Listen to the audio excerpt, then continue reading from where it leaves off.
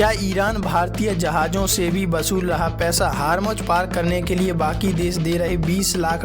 विदेश मंत्रालय ने क्या बताया? भारत ने कहा कि हार्मुज स्ट्रेट से जहाज गुजरने के बदले पैसे को लेकर ईरान के साथ कोई बात नहीं हुई है। ईरान हार्मुज पार करने वाले कुछ जहाजों से ट्रांजिट शुल्क वसूल कर रहा है। अमेरिका ईरान के बीच 2 हफ्ते के सीजफायर के बावजूद स्ट्रेट ऑफ हार्मुज से जहाज के गुजरने को लेकर स्थिति अभी पूरी तरह साफ नहीं हो पाई है।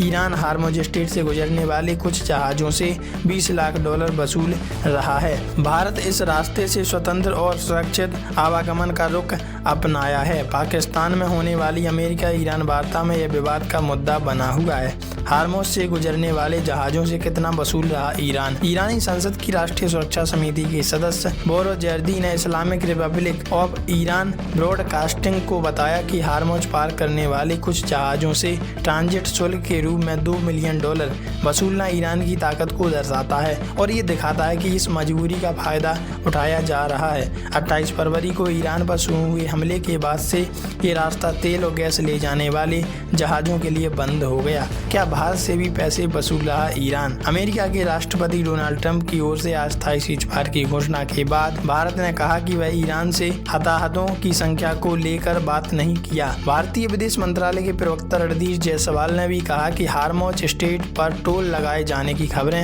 हमें भी मिली हैं। भारत इस रास्ते से जहाज के स्वतंत्र और सुरक्षित गुजरने की मांग जारी रखता है। हमने पहले भी यह बातें कही हैं। सीजफायर से पहले भी ईरान की ओर से शुल्क वसूलने की खबरें आई थीं। वहीं ईरान ने भारत को मित्र देश के रूप में इस रास्ते से आवागमन की अनुमति दी है। ऐसे में सवाल ये है कि क्या भारत ने स्ट्रेट ऑफ हार्मुज से अपने जहाज निकालने के लिए ईरान को ट्रांजिट शुल्क दिया था?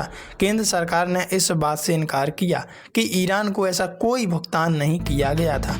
भारत सुरक्षित शिपिंग की मांग जारी रखेगा, जायसवाल का ऐसा कहना है। रणधीर जायसवाल ने 9 अप्रैल को कहा, हार्मुज स्ट्रेट से जहाज गुजरने के बदले पैसे को लेकर हमारे और ईरान के बीच कोई बातचीत नहीं हुई है। भविष्य में अगर ऐसी स्थिति बनती है तो उस समय इस पर निर्णय लिया जाएगा।